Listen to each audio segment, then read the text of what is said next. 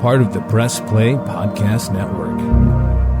Look up in the sky, it's a bird, it's a plane, This is Jason J. Lewis, the voice of Superman on Justice League Action. This is Mark Wade, writer of Superman Birthright. You're listening to the Krypton Report.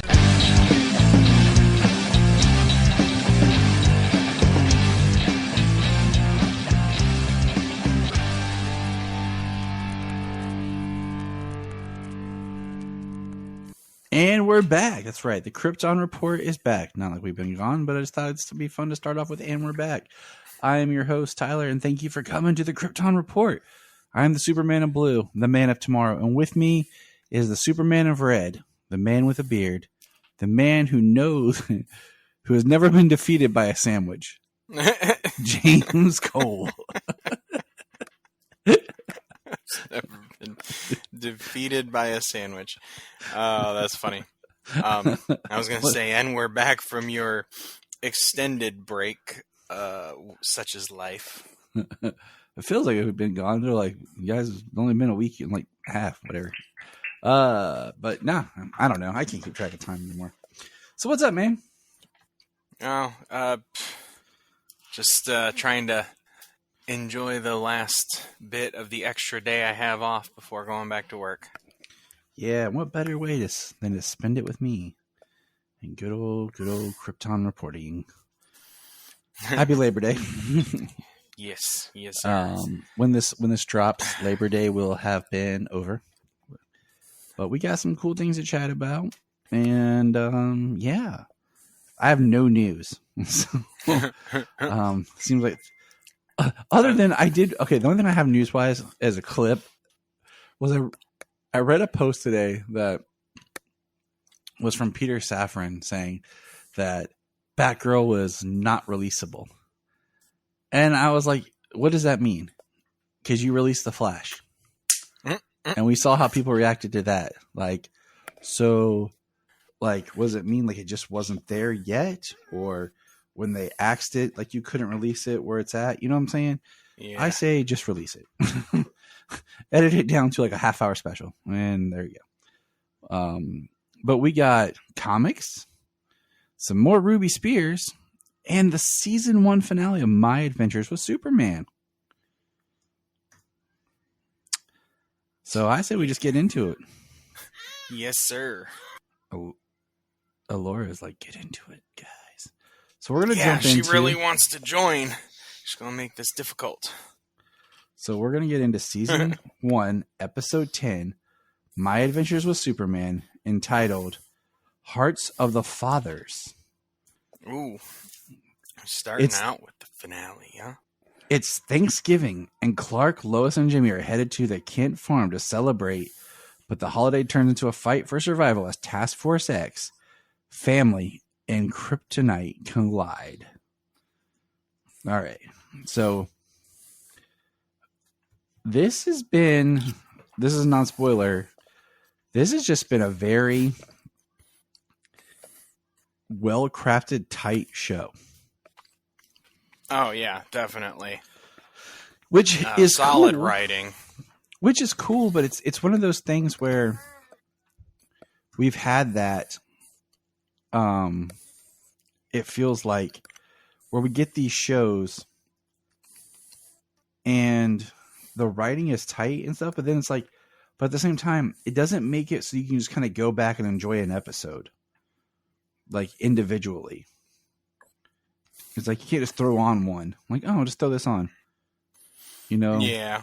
Because you're like, oh, well, yeah, but this, I don't know. It's not like, some of the shows where, they're connected, but you could just throw on an episode and be cool to just chill and watch one. Like, this is like some serious, like, tight stuff going on. Yeah. It's definitely been built up over the entire season, this storyline. It was really great to kind of, like, finally spend time with the Kents present day. Yes, it was. I love Pa. I liked it was Thanksgiving because it kind of makes it that underlining theme of, all right, automatic rewatch every year because it's Thanksgiving. Pull up the holidays. We now have another super property for the holidays. So we're gonna jump over the spoiler wall and get going. You know, the episode starts with Clark having a nightmare, and he sees himself as the destroyer that we saw. You know, the evil Superman, which I'm very tired of. So please, let's just, you know, not continue that. And it's interesting because he wakes up, goes to the farm, and then he's kind of like I predicted back. Somehow we got Jimmy and Lois in the farm, but we're venturing into his Kryptonian connection because he's talking to Jor-El. But I love how they're arguing, Jor-El speaking Kryptonian and Clark speaking Earth, like English. And we see the translations of what he's saying in Kryptonian. And then he says, you know, my son in English. Yeah, I wonder, like, if I guess I would say program is learning. Yeah. I would say it is. If it's learning English, and the more he speaks to it.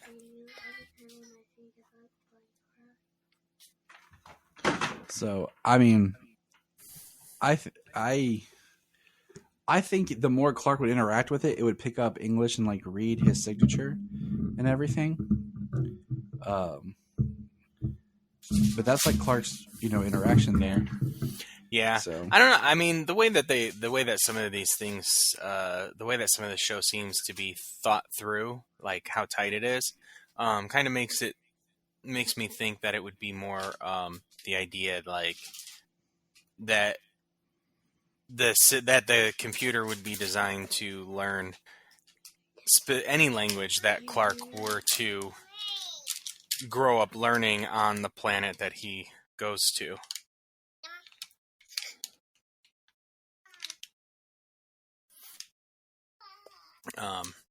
But yeah, this episode we get like a 0-day event happening again.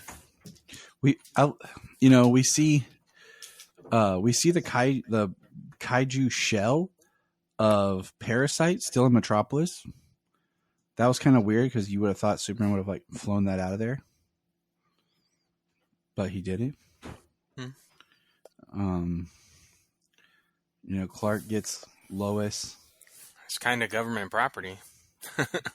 I know, but they just left it there in the middle of the city. You know, nobody's hauling it away. Just be the guy with the office inside the T-Rex head. He wants, you know, Lois and Jimmy to help him find the general, and they're gonna do it. You know, they don't want Clark. The three of them don't. They haven't told Clark about the evil Superman thing yet, which is weird. But it's picking up where it left off. Yeah, and this is the episode where they are promoted from interns to reporters. Yep, they get desks. Superman saves the city by Lois Lane, Clark Kent, and Jimmy Olsen. And then Perry calls when they're getting ready to leave for Thanksgiving. Perry tells Jimmy that he needs to speak with Jimmy.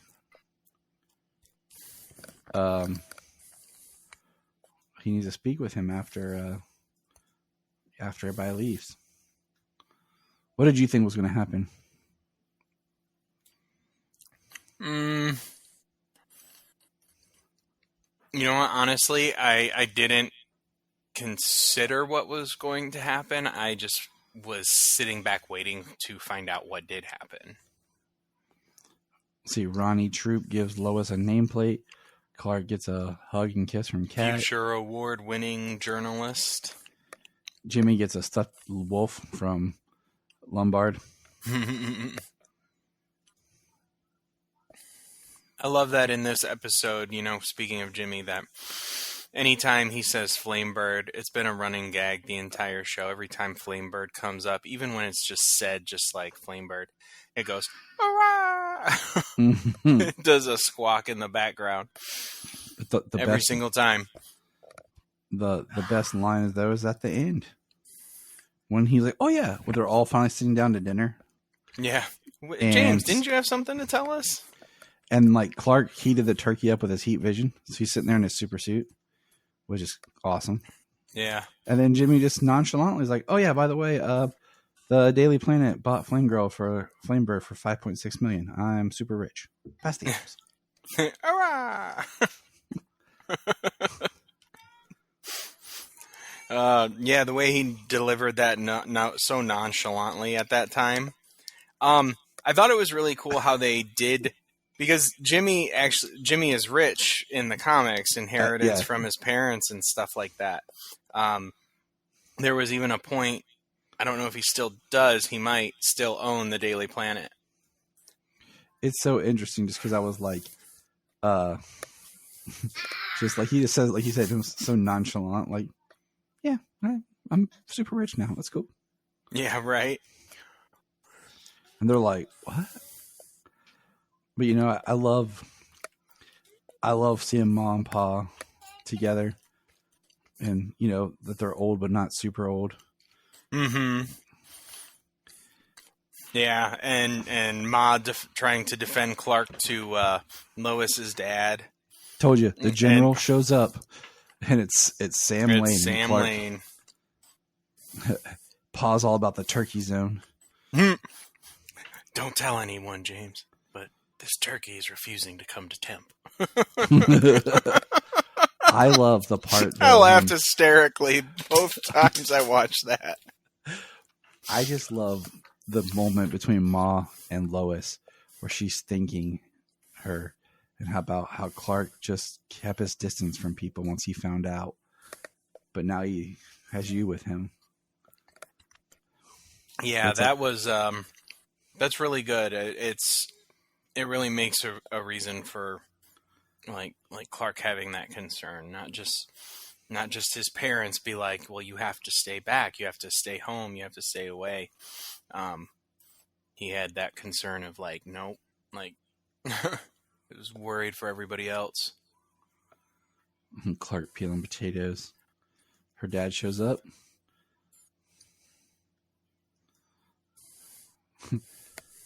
And just the awkward, the tradition, like Sam, you know, Sam's questions to Clark, like, have I ever met you before? Have I seen you before? Do you always wear glasses? Right. And that was pretty close. Like, And how everybody pulls Jimmy aside to talk to him and tell him something. yeah. And he's The like, dad is the general. I hate Lois's dad. and Jimmy's like, thank you for my emotional maturity. And we see that Jimmy has Lois's bag, and the device falls out, and we see how Clark reacts to kryptonite. And with the kryptonite, because the kryptonite's actually there, it causes the Kryptonian tech that's built there to react. Yeah, to like go into a defense mode. And Sam, of course, radios in, pulls out the gun that he has to kill Superman. And it starts shooting off tons of drone pods all over the Kent farm. Yep, all the same Kryptonian drones that we saw in Zero Day. The Brainiac symbol on them. Yep. Solomon caught that this time. He was like, it's the Brainiac symbol. And we got the red skies. And Clark we see that Jimmy uses the kryptonite against the device, the machines. We also see that it opens another one of those like portals. There's a giant armada looking ship ready to come in. Like, somehow Sam's gun goes from being a pistol to like being a shotgun. Did you notice that? Like he pulls it out. It's like a one-handed pistol, and then like we get another shot later, and it's a two-handed like cannon. Right? Yeah, it did look like it increased in size. So Clark takes the kryptonite to the ship to fight it, and he uses heat vision, messes some junk up. He fights along with his father. That's what's awesome. Yeah. The hard light hologram of Jor-El fighting through the machines, and basically, he uses the kryptonite. It infects him as well. What I think is interesting when we see that the kryptonite poisoning starts growing like crystallization on his skin. Yeah. Yeah, when he's holding on to it. Which that was interesting. I like it. Like the thing that I liked about his first reaction, sorry to cut you off, but the thing I like about his first reaction to kryptonite here is very much like it incapacitates him. Kind of like almost like they did with Lois and Clark back in the day, the first time a little piece of home and he comes into contact with kryptonite, it knocks him out, like makes him sick, he loses his powers. Like, I mean, in this it's like really intense and really fast and hard, but his first time coming into contact with him, put him down. The crystallization kind of just makes me think of Doomsday, like why he grows like the bone and everything on him. Like it's something about their DNA being messed with. Interesting. He passes out and then wakes up and it's Jor-El standing over him. Yeah, and I like that where he says, I had to stop your invasion, and, I think Jor-El is like, I don't think that's, that's not what's really happening. But at this point, there's not a full communication, but he's like, live, son, and sends him back to Earth. The portal closes, and it cuts off the tip of the invading ship. Yeah, it just hangs out. But like Clark's what I'm going to call his ship, his Fortress of Solitude, is kind of what it was. Right. Is gone. Like it blew up in the space. So will we ever see Jor-El again? Don't know. Yeah, I just wonder if any of that Kryptonian ship, any of that metal, will grow and replicate again, Yeah, we got the big one laying there, and then what happened to the metal in the pod that he was sent to Earth on? I mean, when he crash landed, it looked like it was just in pieces. Exactly. It disappears. I mean, pretty much, yeah. He's more durable than the ship. And then there, Lois stands in front of her dad and stops him from shooting Clark. Yeah, but he just calls in a false alarm. Yeah. Like, you call in a friggin' Nemesis Omega, like, 0 days happening again, alien invasion, like, false alarm. Like, uh-huh. And the turkey never got to temp. Yeah. That was so funny. I loved him sitting Indian style in front of the oven, just watching it. It's like a watched pot never boils, Your watched turkey never pops to temp.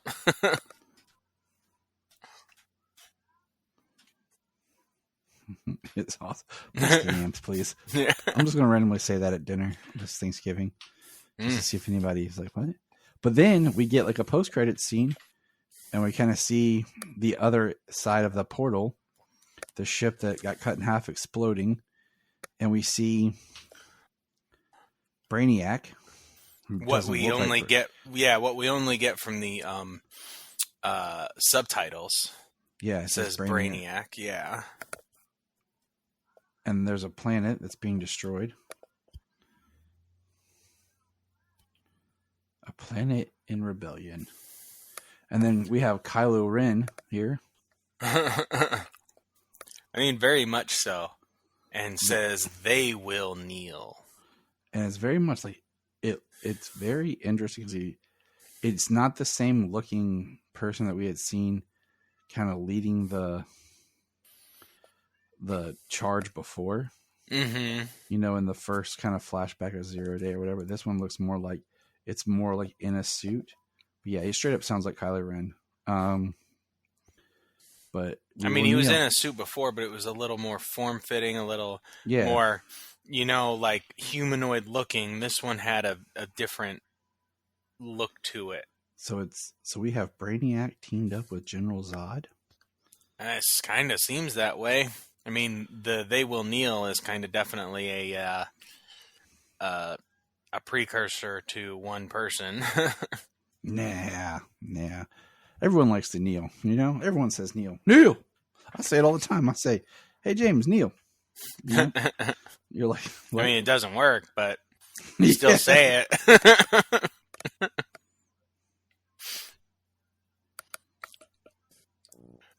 But I really enjoyed this first season. We know sometime, hopefully next year, we'll get season 2.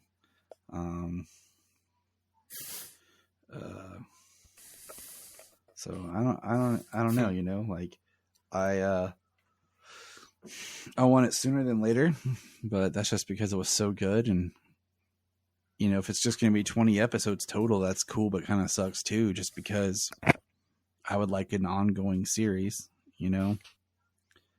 Yeah, it's a very good Superman show. It's a very good Superman, very wholesome character. You know, you love the supporting cast. You love this Lois and Jimmy, and everybody they come into contact with. You know, they do, especially the family, and it's just really good. And it's so well written. It's very well written, nice and tight. Like you said. And yeah, so some of our predictions came true. But some of them didn't. Like it feels like it's a nice little cliffhanger. I wonder when season 2 starts if it'll just pick up right where this ends, or if there'll be like a time jump or something, or it'll be Christmas. That'd be awesome. The first episode's Christmas. Yeah, that would be awesome. So a little bit of a time jump and another holiday episode to add to our holiday rounds. But I really enjoyed it. I rank it high. Kids enjoyed it. We watched it. Right, we got up and made sure we watched it before they left for school. So we had breakfast and they went off to school. So sounds like a good way to lead off your Friday. It was awesome.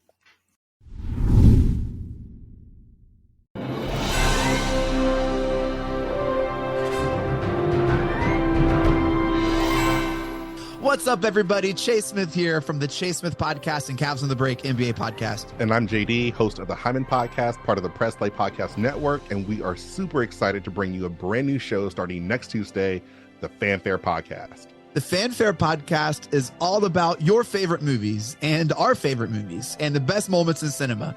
To help guide our discussion, each episode will feature one classic, and we will grade this movie using a report card-like scale A through F. We're going to be grading categories like acting, directing, cinematography, the score, and even the movie poster itself.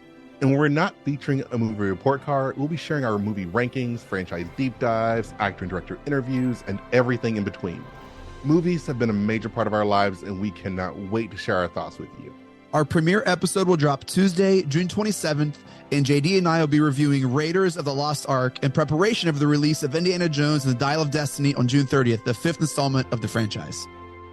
Join us on the Fanfare Podcast, available on Apple Podcasts or wherever you listen to your podcast.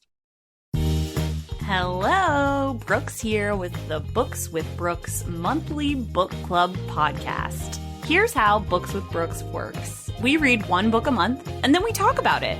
Classics like Stephen King's The Shining, debut novels like We Are the Brennans by Tracy Lang, and tons of other compelling, life-changing stories, one book and 1 month at a time. So come read along with us, and then listen in. Here at Krypton Report, we believe in the power of podcasting, the power of speaking your voice and speaking something that comes from you. So here's a couple of podcasts you can check out with people sharing their voice. I am Brian Peters, the creator and host of Gravely Amusing. For the past 30 years, I've studied the history of gods and monsters in pop culture and our world. As a student of theology and history, I've tried to understand evil and its impact on us. As a writer, I've tried to share this knowledge. As a comedian, I've tried to make people laugh as I do it. But as a man-child, I'm still that scared 7-year-old boy. Join me as I share the history of horror and sci-fi, discuss classic and modern pop culture, and share a creepy story or two. This podcast may scare you, it may horrify you, or it may leave you gravely amused. Listen to Gravely Amusing on Apple Podcasts, Spotify, iHeartRadio, and wherever podcasts are found. Follow us on Twitter at gravely_amusing or on TikTok at gravely amusing. Hi, I'm Taria Maynard, and this is my co-host, Jania Patrick. We're a couple of sisters in Central Ohio who created a podcast. Our podcast is called The Confessing Heretics. The basic premise of the podcast right now, as we see it, is we're going to talk to you guys about our stories in religion, would you say? This podcast is about sharing our truths, our religious traumas, and our histories. We'd love for you to join us on our journeys as we talk about our pasts and discover more about ourselves along the way. We will be featured on Facebook, Instagram, TikTok, and YouTube. Just look for The Confessing Heretics. We have a $1 Patreon. Yes, I know everyone asks for money, but our $1 Patreon each month gets you commentary tracks for releasing movies, DC movies. It gets you my Requel series where I pitch ideas about movie sequels, prequels, or whatever. It also gets special bonus episodes of whatever else some of the friends of the network chime in and drop. So check that out for $1 a month. That's all we ask. Keep it cheap, keep it simple, and help us keep going. Check out the link in the show notes or Patreon Krypton Report. Follow the link in the link tree or in the show notes below, patreon.com/Krypton Report. This is Dan Jurgens, and if you want to have a good time, keep listening to the Krypton Report. All right. Now we're going to talk a little bit Ruby Spears. We're making our way through the final stretch here, and let's chat it up. We got episode 8, which when this was a surprise. The title is Superman and Wonder Woman versus the Sorcerer of Time and the Birthday Party. Superman teams up with Wonder Woman to stop the Siren from getting the Globe of Darkness in a Superman and Wonder Woman versus the Sorcerer of Time. And then an unexpected surprise disrupts Clark's birthday party in the Birthday Party. Mm-hmm. James, what did you think of this episode? James. Yeah, it was cool. It was cool to see Wonder Woman in there. They didn't do like this big thing that magic hurt Superman. It wasn't a big part of the episode or anything, which is easy to lean into, especially dealing with anybody like somebody who would Wonder Woman would be fighting. Yeah, they usually do have some sort of magical ties. But it was fairly well done. I definitely remember them using the bracers to reflect his heat vision at one point. It was just cool to see Wonder Woman. Like, it felt so random and weird. Like, we should team up more. We make a good team. Thank you. I mean, she straight up was Wonder Woman. Looked good, James was like, oh, yeah, hey. Well, I mean, nothing out of the ordinary. They didn't try to make her look different or give her any new sort of outfit or design or anything. Yeah, they're just like, it's just Wonder Woman. Yeah. But this time, they hadn't got into, like, branding. Like, that's what it looks like in the comics. That's what it looks like here. Right. Well, she's flying. No invisible jet. That was she's cool. Flying off with Superman. I like it. I like how we see her mom introduce. She's like, the Protector, Wonder Woman. Right. I'm like, okay, that's cool. You call your own daughter Wonder Woman. That's sweet. Yeah, they had the woman for Hippolyta in there for like an hour and a half, and they got her all of her lines.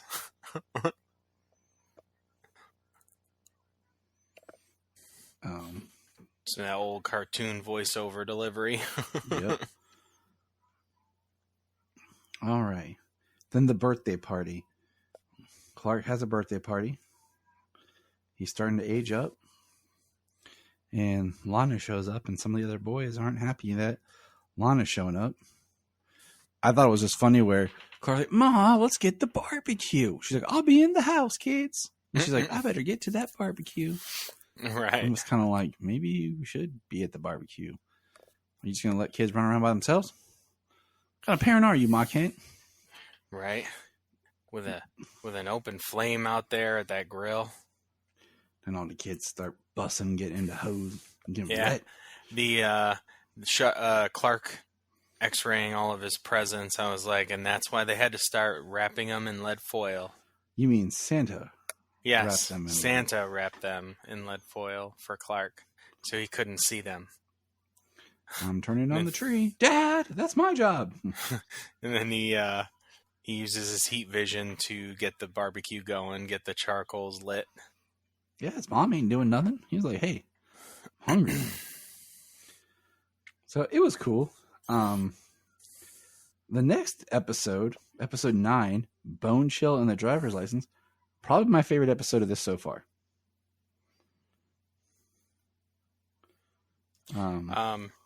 This is the episode, so I'm pretty sure I watched 7, 8, and 9. Okay, you didn't watch 8, 9, and 10? No, I'm pretty sure I watched 7, 8, and 9 because I thought the Wonder Woman was the second episode that I watched. Because, yeah, we were doing 8 through... We were starting with 8, so... Oh, I looked at 7. I was like, I don't recognize this one. The hunter, General Zod, and them sending out that hunter to go after Superman from the Phantom Zone. Yeah, because we talked about that one, because that's the only one that has okay. Faye Aura and Ursa in it. Ah, yeah. But Bone Chill and the Driver's License. Bone Chill, bookstore owner, Chilton Bone, steals an ancient medallion to turn himself into a Bone Chill and brings mummies and other scary creatures to life to battle Superman. Pa Kent tries to teach young Clark how to drive. I like this episode. It has a lower score on IMDb, but I thought Bone Chill was a cool villain, and like he brought all kinds of creatures to life. I thought was neat. He looked kind of creepy with like a skeleton bone mask, and I was like, did he ever appear in anything else Superman related? Do you know? Oh, did he? No. Do I know? No, I don't know. And Did you find something? I really like this episode. I'm about to watch it again because like this episode to me, I was like, this is a very if you want to throw on something kind of Halloweeny or I was gonna say it looks like it fits into your spooky season. I was like some spooky watching like this, and then the next episode, which James didn't watch, fit very well. But yeah, I was watching like, this is cool. Let's see. I was gonna say it looked like mummies or something from the thumbnail. Yeah, he had mummies. He had the Wolfman. Oh, really? And yeah. So, did you not watch this one? No, I didn't watch this one, unfortunately. So, did you watch 6, 7, 8? No, I watched 7. Because if you watch 7, this is number 9.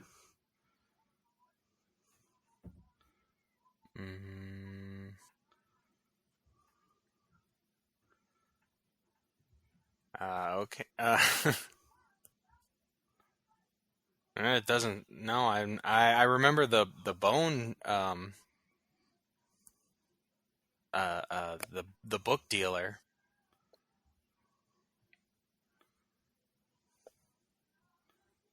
Okay.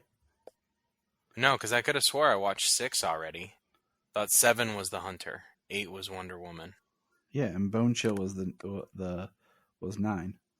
Yeah, that's the one. That's the one. The last one I watched, and the baby freaking was being a handful on this episode. Gotcha.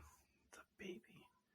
Yeah, Allura was being something else at the moment. Sweet child of yours. Oh, she's about to turn 2, so she's right at that age where everything is just pull it out and drop it on the floor. Yeah. Kids, man. Did you get to see any of the part where Pa was teaching young Clark how to drive? No, I came back and I was like, I missed the end. Those have been the funnest part of most of these episodes. It was great because like he was like, I think I'm gonna start with that one when I go to watch it next. Because I literally laughed out loud. Like I haven't laughed out loud on a lot, but when Pa's like teaching him how to drive and Clark's ready to go, and they're like, "You got to go to the DMV," and he goes and they're like, "Okay, can I get my license?" You gotta go wait in that line. So he waits in the line, and then they're like, "Okay, now you have to take the written test," and like he does like super fast, and the teacher's like, "Did you take that speed reading class?" He's like, "Oh, I've just been studying." And then they're like, "You have to." He's like, "Now do I get the test for my driver's license?" No, you have to now go stand over there and do a vision test. So he goes over there.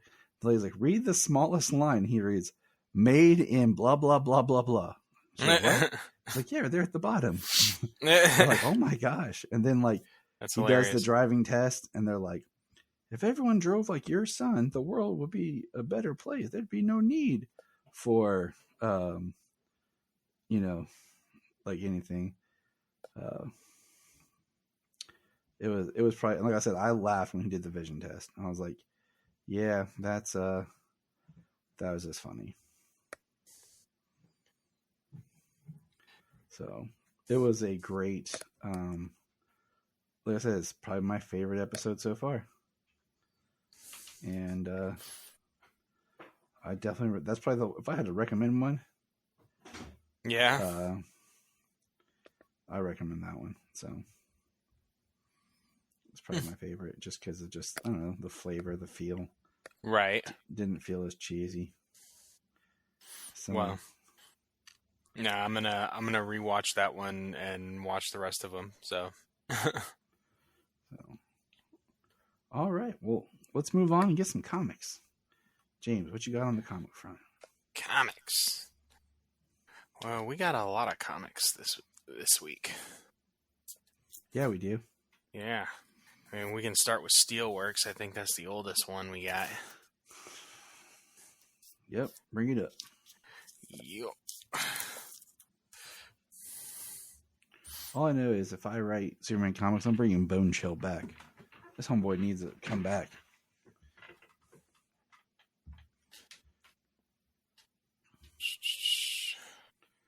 No, we went. Hold on. It's number 3. Where's number? Did number 4 just come out? I don't think so. Oh, I thought we went over number 3 because it was. Then we It did. had. Yeah, it had We did. Superwoman in the back. Yeah. Okay. This is how much me and James have not talked.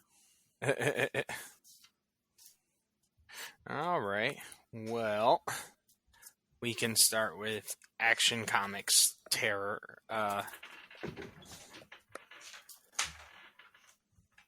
Action Night Terror. Night Action Terror Comics. Action Comics number 2. All right, let's do it. Because I have to go back to my history in my app real quick to be able to get to World's Finest there.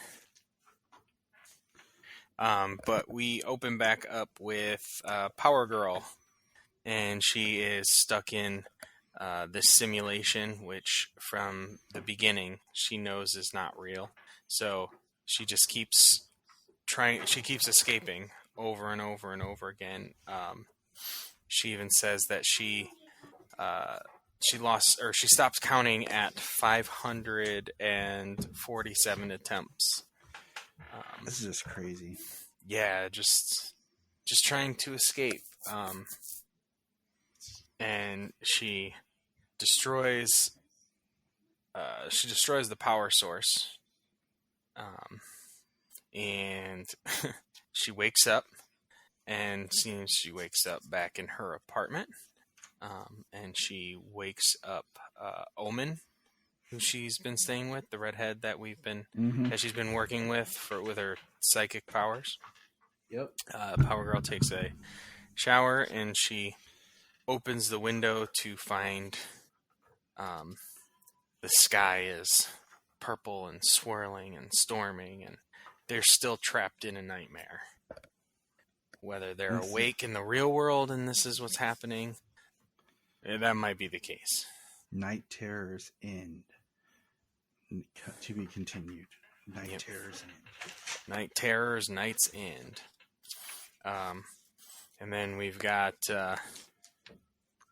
some sort of robotic device attaching itself to a person. Probably something from that simulation. And it attaches itself to a guy, and he is searching for Power Girl. And then we go back to the twins and Natasha and Connor and Keenan, all in Crypto. They're all fighting. It's just a big out battle. It's just a big all-out battle with Cyborg Superman. There's a lot going on, just a lot of fighting. Keenan breaks free and snatches Natasha and the twins. They go flying away, and Cyborg catches them real fast, takes them down. They appear to be on Warworld, and they're all fighting the Warzone and all of the elite that went to Warworld with them, saying that they all died, that they all their bodies were fed the great worms, and so during all the fighting, it seems like Natasha and Keenan and everybody is taken down, and it's the twins who are fighting Cyborg Superman, and the fire of Olgrun kind of seems to show itself in the nightmare scenario, where he's saying that his sister is afraid of him, that he's not who he is anymore because he died and was brought back, and like chained to Mongol. They can't get loose of their chains from Warworld. But this is also Cyborg Superman's nightmare, and he has a nightmare that his wife, who died, was terrified of him, that she died just to get away from him. And the twins figure that it's his nightmare as well, so they are able to fight back against Cyborg Superman, and he is taken by his nightmares. And the twins wake up, and you've got everybody back to normal, talking to each other, and is it over? I'm afraid this is a long way from over. We got Nightmare Continues and Night Terrors, Night's End, and next month face off with Blue Earth in Action Comics 1057. Humans against aliens once again.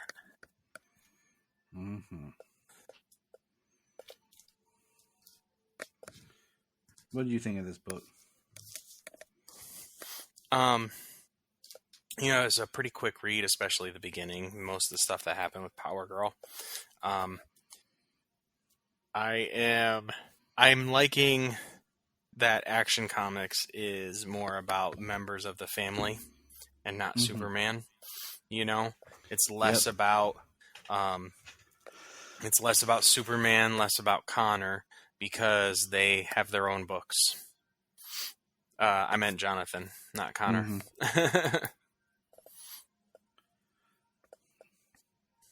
So, yeah. The art in the second issue was really good. Or the second part. Even the first part was really dang good, too.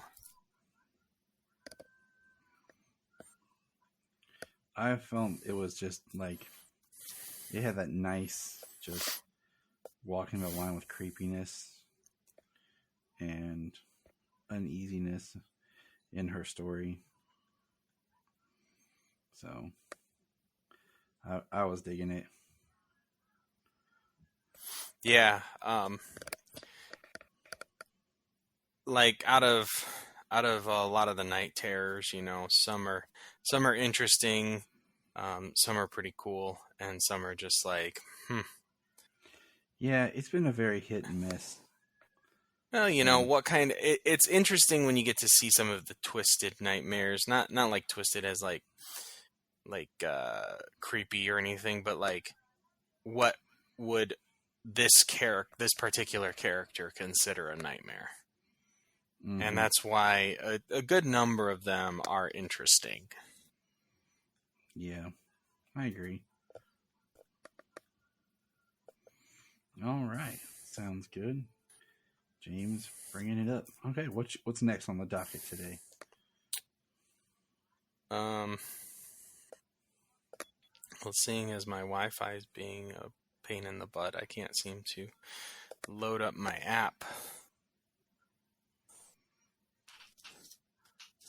So, do you want to do Action Comics Presents Doomsday Special? Sure. And save Dark Knights of Steel for last? Yep. All right. I'm gonna be honest.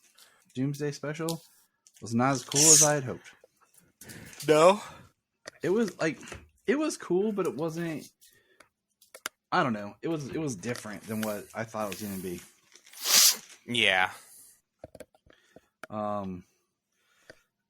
So it was more like a dark, as in like the dark magic realm style comics than, but it's basically starts off with seeing Doomsday and it's Kara having a nightmare, and we find out that the nightmare she's having is actually being like projected to her from J'onn J'onzz, and then they basically who's like receiving it from like residual Doomsday psychic connection.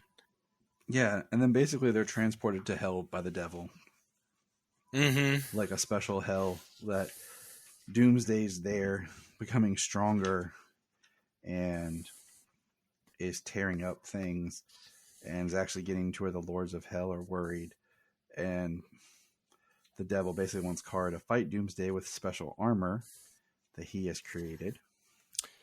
Yeah, it's interesting because it's a realm based on belief. Right. So like belief is king. So whatever is to be believed is what exists, what is truth.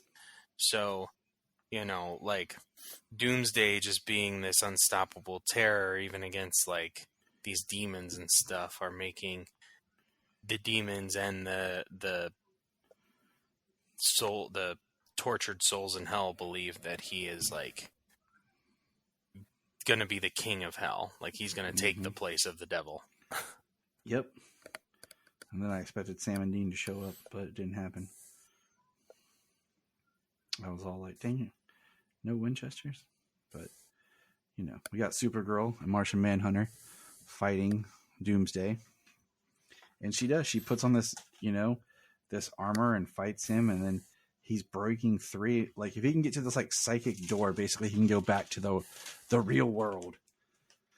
And Martian Manhunter basically calls up every soul with any kind of little bits of hope in hell, and they all just pile themselves in front of the door to stop Doomsday. And then the devil sends Kara and John back, and Doomsday's just down there punching, and it says the beginning, Doomsday story continues in the pages of Superman and Action Comics. And I was just kind of like, okay. I'm like, once again, like, are we diluting Doomsday? Like, but I don't know, because then, James, you want to talk about this backup we got? Actually, yeah, I thought this backup was actually kind of cool. This backup was bizarre as heck. It was, and I need to go back and check on like this character. Blood Wand, a Superman for Hell. Yeah, was it Bloodwind? I can't tell. It looks like Blood Wand, but it might be Bloodwind. I don't know.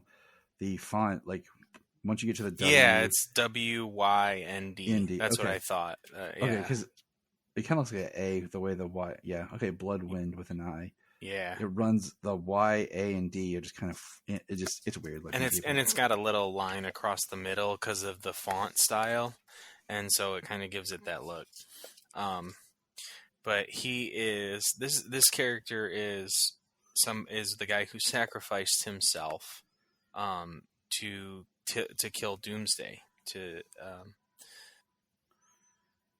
back in, it says Lazarus Planet. I thought I read all the Lazarus Planet stuff, but I might have missed this. I'm not sure if that was Lazarus Planet stuff or if that was the Doomsday, the other Doomsday special or something. I thought I can't remember where that character had put Doomsday down. It says Lazarus Planet. Mm-hmm. Got to go with the editor's notes on this, but so he's in hell, and he says that he is in the fifth circle of hell, Wrath, and a demon is there attacking him, trying to say that he will be his torturer if he doesn't have one already, and Doomsday is permeating the world. This is actually the second time we've seen these Doomsday dogs now. The one time being in that Brainiac's at the end with Brainiac of the Superman annual. So it's interesting to see these in different areas like this. But Doomsday dogs being a thing. But he's running away from them, and he passes through what the demon tells him is a membrane to the next circle of hell. And he takes him down to the next circle of hell. And he says, there was another. When I died, there was another present, another I connected to who sought to save me. I think I brought some of him here too, along with Doomsday. They changed me, both of them, because the demon says that he brought Doomsday with him to hell. The Martian Manhunter is a shapeshifter. He's worn different forms in different times. And then he transforms, and he's wearing this white suit with this black and red gothic cape with like a red gemstone in his chest and chains around his wrists.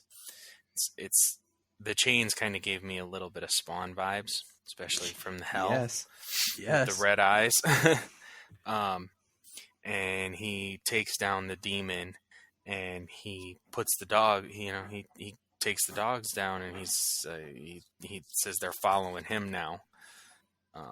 After he beats the demon and he takes the dogs, he frees all the people from hell that they won't be tortured for now. He says, run, free others. He says he's going deeper into hell to free more people, more souls being tortured.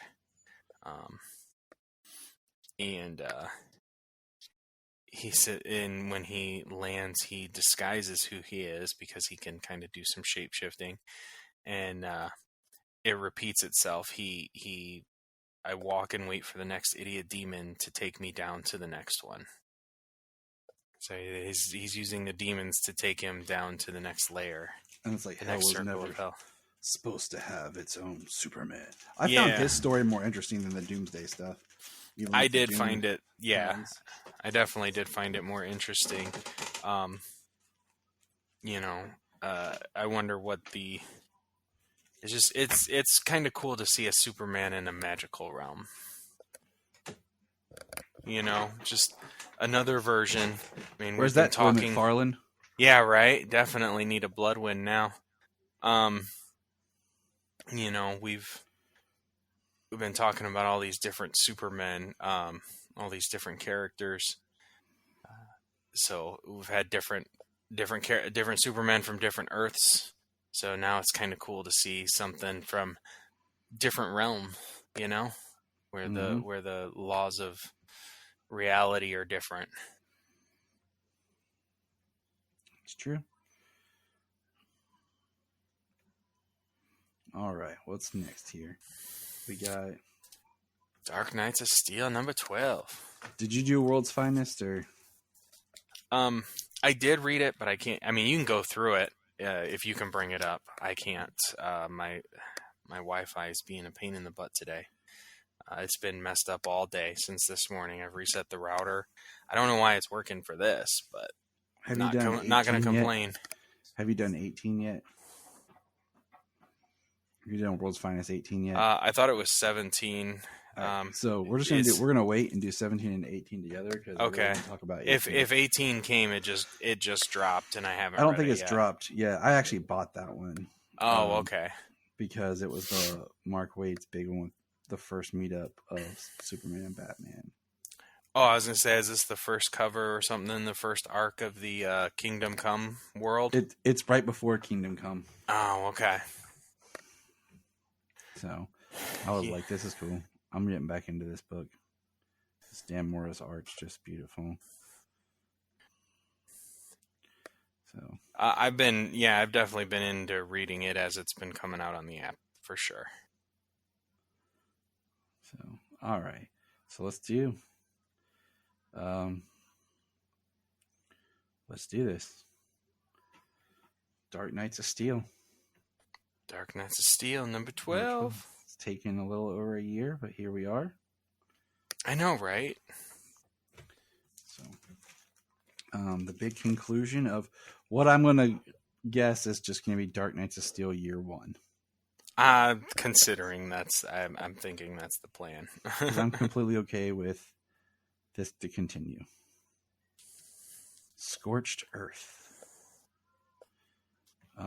We start with the White Martian talking to Waller. And then we get where we have a council. We basically have Lois Lane, Constantine, and Harley Quinn with Detective Chimp setting up their plans while we see the battle raging with Captain Cold and all the army of was it Anissa, right? I blanked on which daughter it was. Anissa, yes, I believe. They don't actually say the name. They just call them the Pierces in this issue. Yeah. So. And then we have a great scene of, Martian Manhunter retaking his look of Alfred.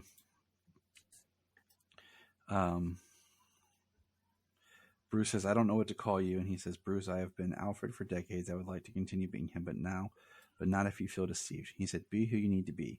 Should I go with you? Where we go, he cannot follow, but I will make them pay for your world, your family. We'll see you soon, Alfred. And you have Superman, Batman, Zala, and Wonder Woman running off to fight. And we have, Nissa battling the White Martian. And then Protex. I can't remember his name, but he gets attacked by Superman. And the battle, continually raging. We see we have the castles being protected by magical shower. Yeah, so the plan the counselors, the council members of the three kingdoms, Harley Quinn, Lois, and Constantine, along with Detective Chimp, come up with a plan to take out all the White Martians. Protex and all his White Martians. And basically they throw a bomb of fire but Batman, Superman, and Wonder Woman are protected, and it just burns the White Martians. Yeah, they caused the volcano that they actually saved the kingdom from when they arrived on Earth. They caused the volcano to erupt, and then they lit themselves on fire with oil. Badass. Yeah. While the kingdom was protected by the rainstorms from Jefferson's son. So it's they literally scorch the air and send fireballs around the They sent White fire Martians to the rain. Watched it burn. All that stuff Adele says. And it's awesome. Yeah, it's pretty sweet. Wonder Woman had asked who killed her mother, and she singled him out. She hunted him down and killed him. Like, she decapitated him, cut him off at the jaw. Yep. Why? It was pretty brutal. Because she's Wonder Woman. Yep. We don't play that. And then Queen Lara shows up with the Phantom Zone projector, and sends all the rest of the White Martians into the Phantom Zone. Then we've got Waller and Deadshot entering the castle, passing Alfred. And that's pretty hardcore, not gonna lie. Yeah. He finds out from Deadshot's mind what their plan was, how they were in league with Protex, and he touches Waller, and due to the magical protection she has on her, it lights him on fire. And Bruce heard the cry in his mind, and he takes off and flies, and the Bat Prince flew, and he gets there to see Alfred burn. Yep. And then Waller turns immediately and kills Deadshot, calling him a traitor and apologizing to Bruce. And a week later, they sign a treaty that forms the kingdoms into a league. A league, James. A league. The League. And basically, Clark's smitten with Lois. He offers Batman the right to rule, but Batman's going to go off and do his own thing because that's what Bruce does.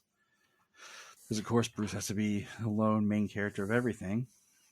And we learn about I'm looking for the direct quote. Hold on.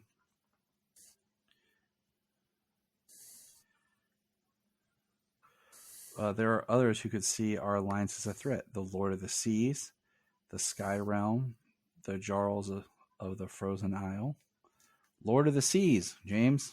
Lord of the Seas. I wonder who that could be. So, yeah, their alliance. So, we formed a union. We formed the League. Dum, dum, dum. What a great story, book. And yes, Dark Knights of Steel. We could keep going.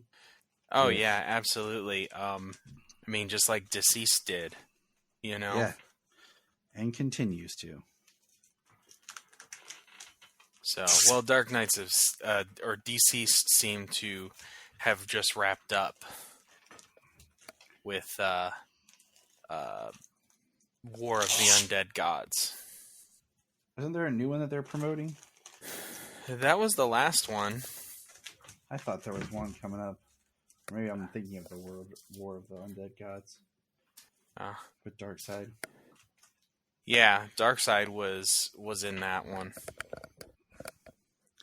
All right. Well, that's all I got for right now. Yeah. Yep, that's all I've got. Some comics, some Ruby Spears we get through. And sadly, with my Adventures of Superman, that's what I said, we're going to start digging into more comics, and we'll pick up something. We're going to finish Ruby Spears, and then we'll find some other show to kind of keep going. I wanted to do Superboy 3, but it's not on Tubi. So, right. We'll figure it out. Yeah, there's some other Superman animated stuff out there. When all else fails, we've got Smallville. Yeah, but I feel like Smallville is great, but there's a lot of other Smallville going on right now. Oh yeah, it's had a pretty heavy resurgence right now, and I try to talk with Talkville and always hold on to Smallville. Yeah, I'm trying to don't want to do the same things that other people do. No. We got to find the ones that no one wants to talk about. If we had easier access to like the Filmation Superman cartoons, I mean, do that. But all right, good listeners. This is a cool announcement. I will be hosting, if you're in the Cincinnati area of Ohio, I will be hosting a panel there. You can come check me out on the 23rd of this month. So September 23rd? Yep. Excellent. That's what Bill and Ted would say. Totally. All right. And remember, good listeners, James has never lost to a sandwich. Yeah. Look up in the sky. We just want to say, if you've enjoyed this podcast, please check out other podcasts on the Press Play Podcast Network. If you are like Tyler and James and can't get enough Super Talk, check out these other podcasts.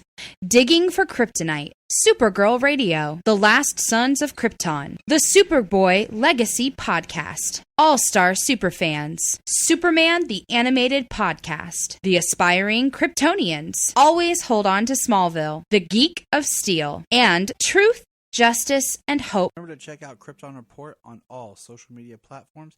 Go to linktree.com/Krypton Report. You find all of our information.